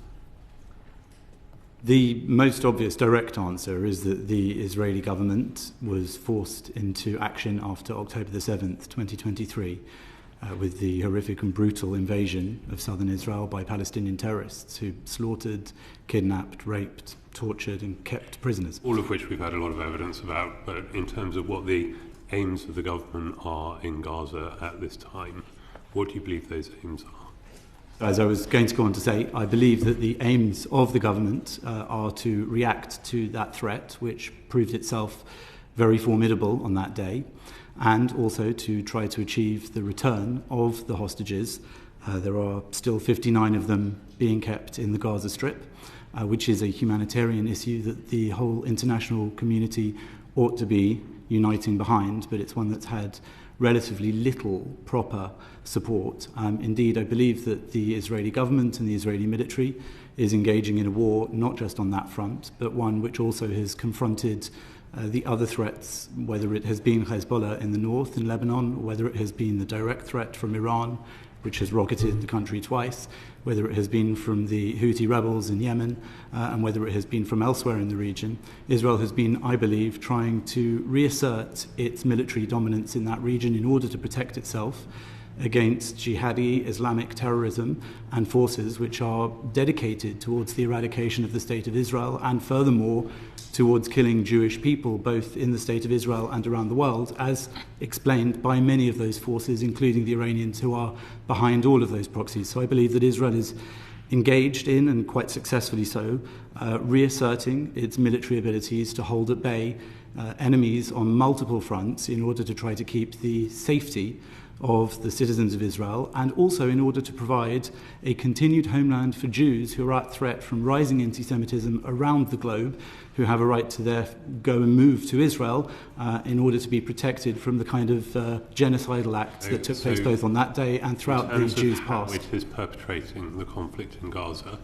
In terms of how Israel or the IDF or the government is carrying out the war in Gaza, how effective is it at delivering those outcomes? And if, as you've stated, the only outcome is a sense of security and the return of the prisoners, hostages, not prisoners. So, if that is the only end game, then what is the end game for the Palestinians? So there's two elements to that question. Is the way it's perpetrating the conflict at the moment conducive to achieving the release of the hostages? And actually, if hostages, the security for Israel is the only desired outcome, what does, to use the chair's question, Israel look like in 10 years' time? I'll try and answer that because I think it's a few questions rolled into one. So if you'll forgive me. The intended outcome for the Palestinians, you would have to ask them why they invaded Israel on that day, what their intended outcome was. But I think that the resulting outcome is that the proposition of some sort of negotiated settlement that would work more in their favour than is now the case has been pushed way into the long grass because of the horrific threats that actually manifested on that day. So I don't know what their objective aim was. I think it was to bring back the issue of Palestinian national self-determination because it had slipped off the world's radar because of the Abraham Accords, among other things, which had seen other Arab countries in the Middle East accepting that this intractable problem, due mostly to Palestinian rejectionism and maximalism, they had really sort of bypassed that following the Trump and Netanyahu agenda of trying to create a regional accord that would allow a Jewish state in Israel to thrive alongside Arab states. We have heard evidence from the Palestinian side as well. I'm very keen to sort of understand in terms of what Israel is trying to achieve, and actually, whether or not the way the war is being carried out is a route to the return of the hostages, the safe return of the hostages, a route to safety and security for Israel, and a route to X what? What is the 10-year plan?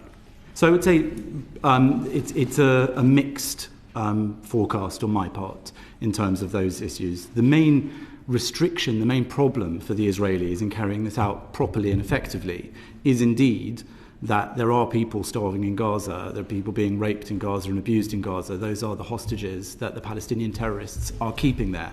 And they made a great show of how badly they've been treating them repeatedly through videos and those hideous performances they put on as part of the release part of the ceasefire agreement. Because of that, Israel has been rather held back from managing to engage in the war in a way that would be more decisive and quicker. And I also think that the previous US administration under Joe Biden also, whilst being very supportive of Israel's war effort, did at times throttle Israel's ability to carry out that war in a way that would have been more decisive. So I do think that you're right to point out that there may be some limitations on the way Israel's undertaking the war. I think the main reason for those limitations in order to achieve its main goals has been that it's restricted by some very, very difficult circumstances, most notably the hostages. Now, is it working to get the hostages back? I would say yes and no.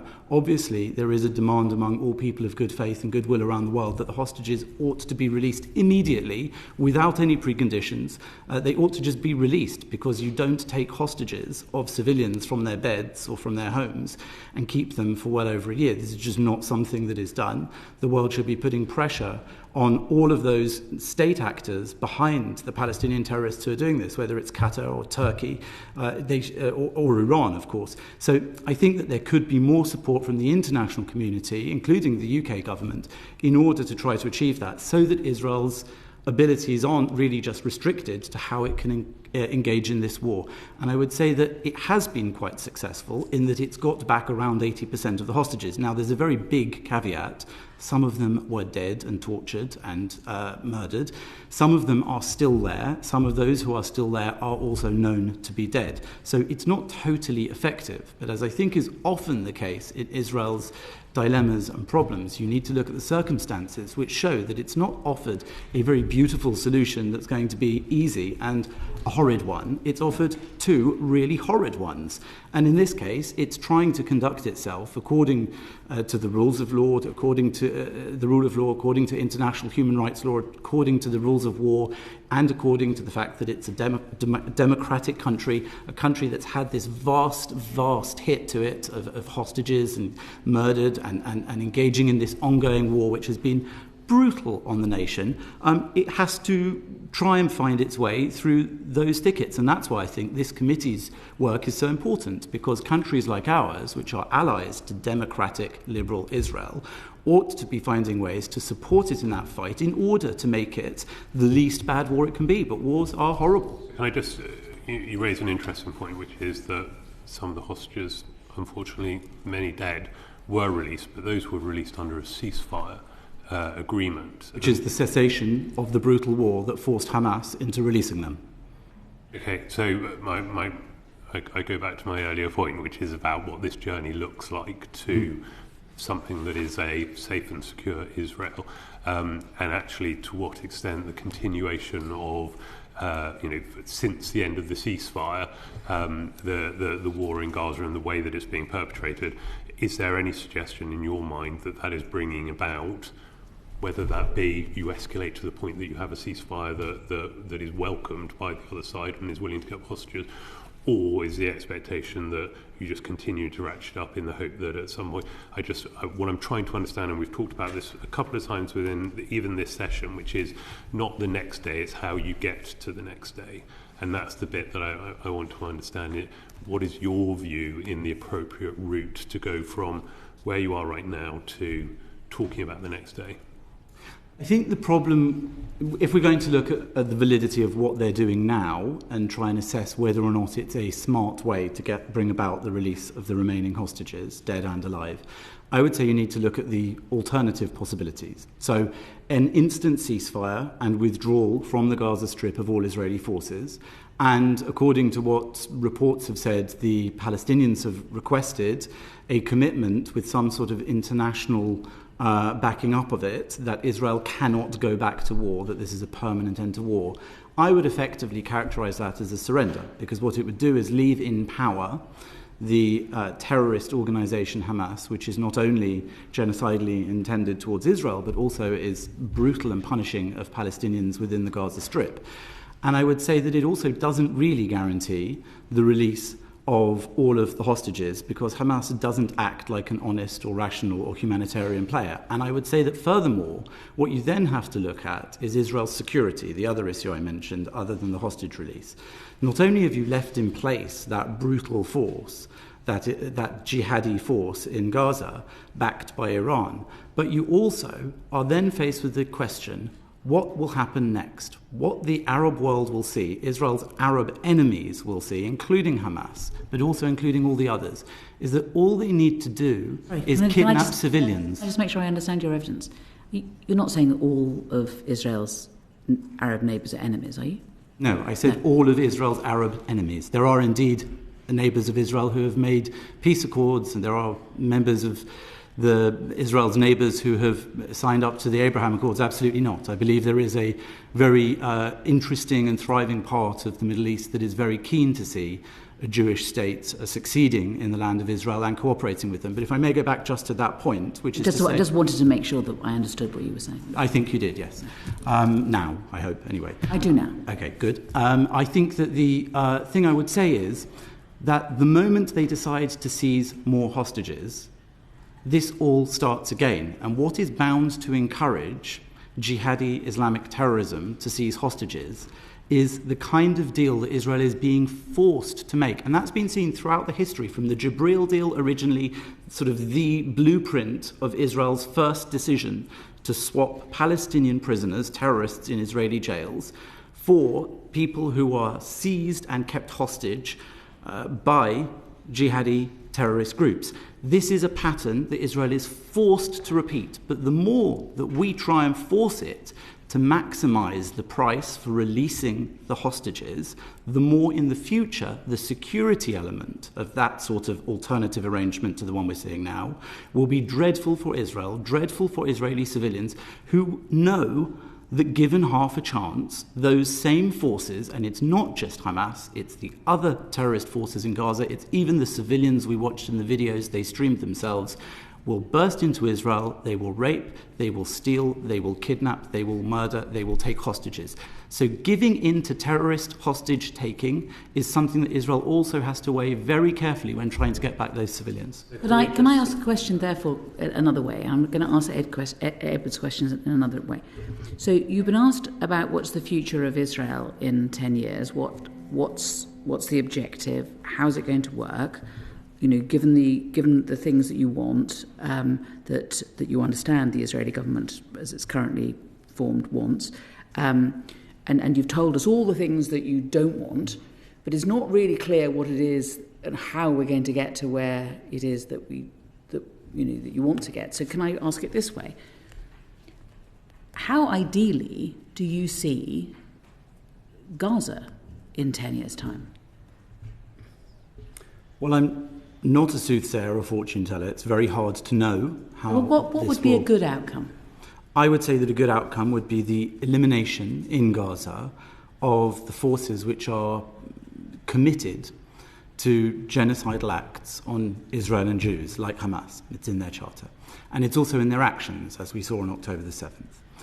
And I would say that a Gaza which is meaningfully de-radicalized, a Gaza which sees education of its population towards peace and coexistence, a Gaza which is utterly demilitarized, a Gaza which doesn't just say that it has the ability, the intention not to murder and kill Jews and to eliminate Israel, but also has no ability to do so if they're lying or change their mind.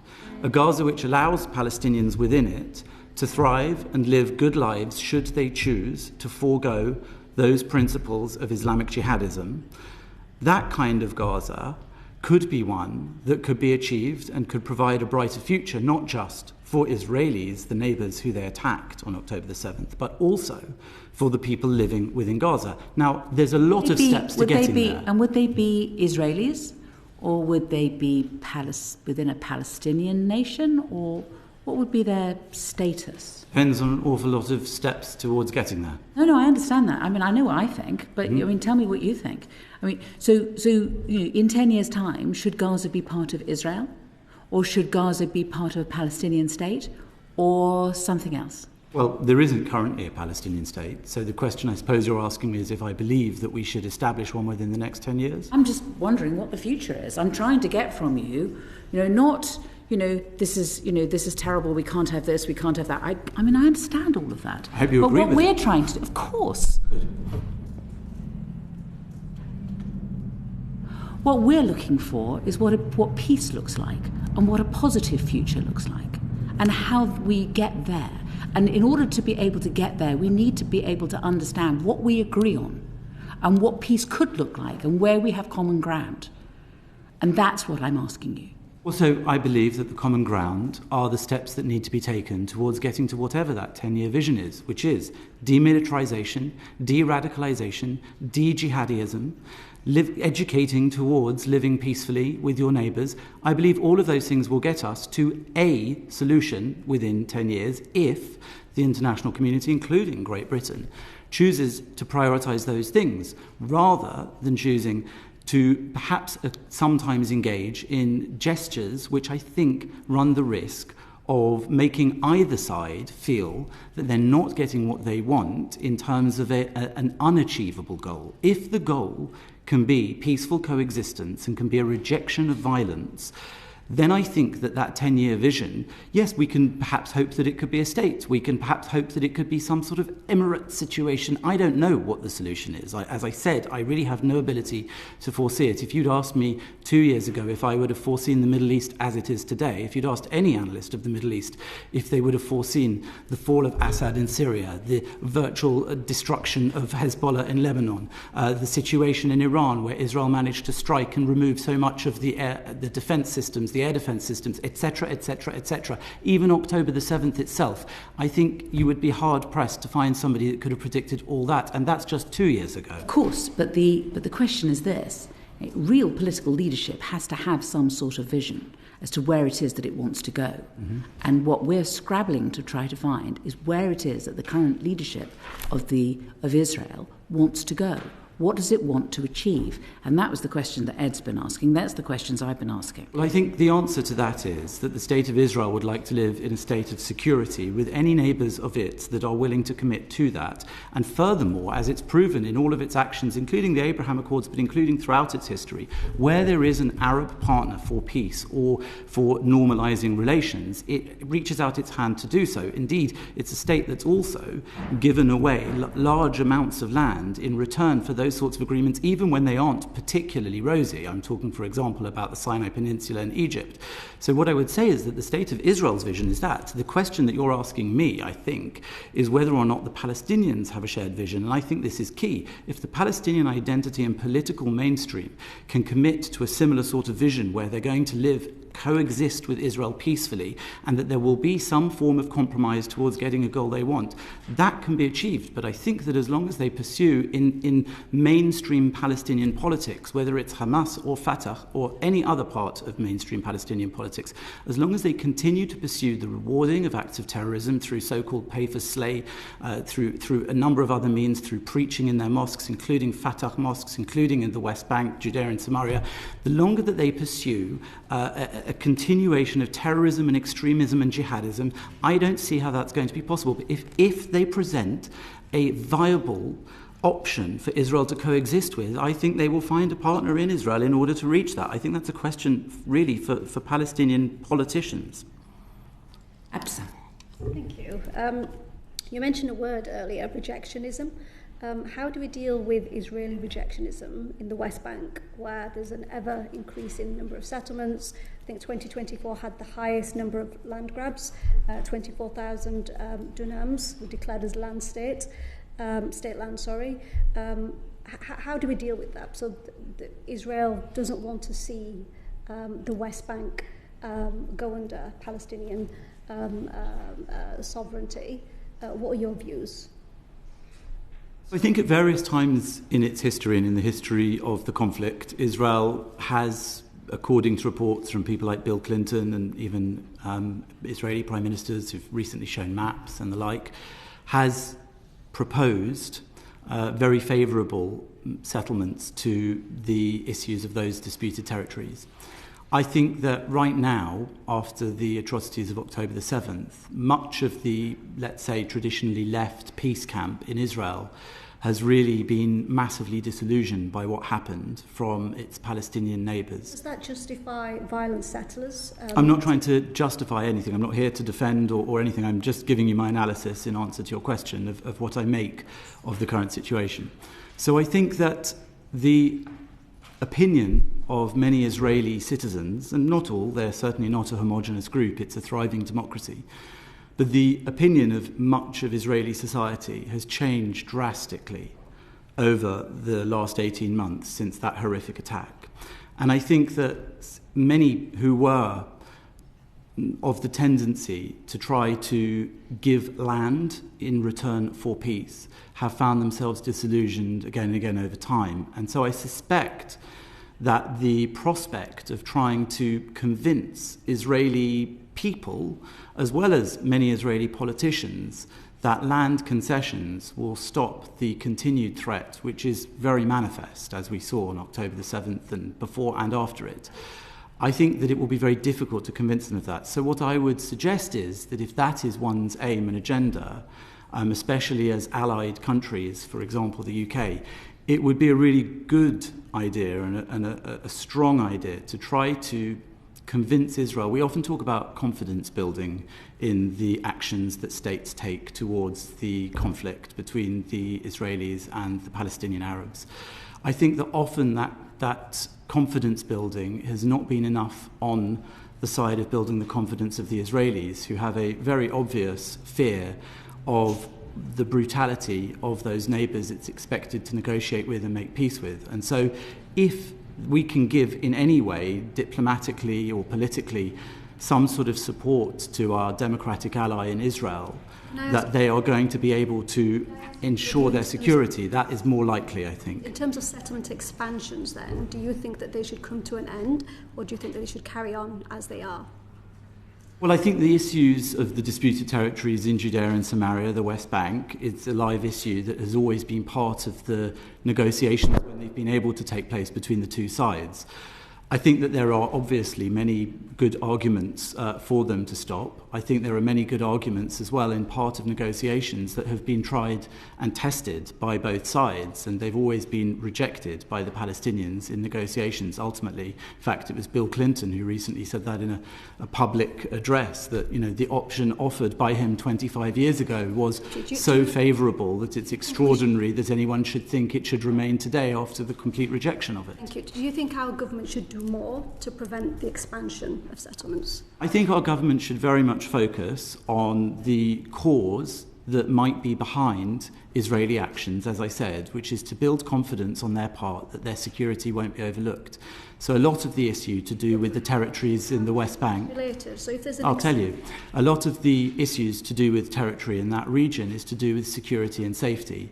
So obviously Israel is a very tiny country, and at its minimum waste there, should there be, let's say, a surrender of all of those disputed territories, it would mean that the kind of attack that we saw take place, the brutal Palestinian terrorist attack from Gaza that we saw take place on October the 7th, could actually take place on Israel's major cities in central Israel as well, from those putative Palestinian territories. And that is, I think, one of the reasons why the popularity of negotiating over those territories and Israel giving them away is one that has really waned in popularity in Israeli society, because there is a very justifiable fear that should those pieces of land be given over to people who have still not de-radicalized or decided to stop waging an exterminative war on the state of Israel, there is an increased danger there. Is your view everybody who lives in the West Bank, Palestinians that live there, potentially at risk of radicalisation and that can never sort of... Well, I know that you've had written evidence from Impact SE about the Palestinian educational curriculum. So I know that you'll be familiar, if you've read that, with the incitement and the sorts of claims that are taught to children from a very young age. Indeed, Palestinian television broadcasts as well, whether it's been the sermons from Fatah mosques in the West Bank, Judea and Samaria, or whether it has been Gaza. We've done better than that. Nearly everybody on this committee has had the benefit of being able to visit the area, the disputed area, as you call it, and be able to meet people and to talk to them and to work out for ourselves whether or not they have been radicalised or can potentially be radicalised. And I think that's, it's important, of course, for parliamentarians to visit the area so that they can reach their own conclusions on that matter. Yes, and I also have visited those regions and met many people there as well myself. And I would say that, if you're asking me, are there any people who identify as Palestinian in that area who are committed to peaceful coexistence, who are not radicalised? Well, of course there are. I think that the challenge for those people is that they're very often treated by their own leadership and their own mainstream political parties in a very deeply problematic way that means that they're not really able to pursue that agenda, if that is their agenda, because there is so much pushing them and their children and future generations towards a continuation of a sort of narrative of infinite and never-ending resistance, which ultimately means resistance to the existence of the State of Israel all too often. And I think that is part of the problem. There's no hope. But there's been hope many times.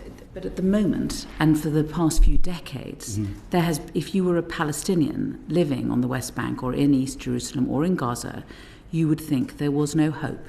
there was no possibility of you being able to have equal rights with Israelis or to have your own state.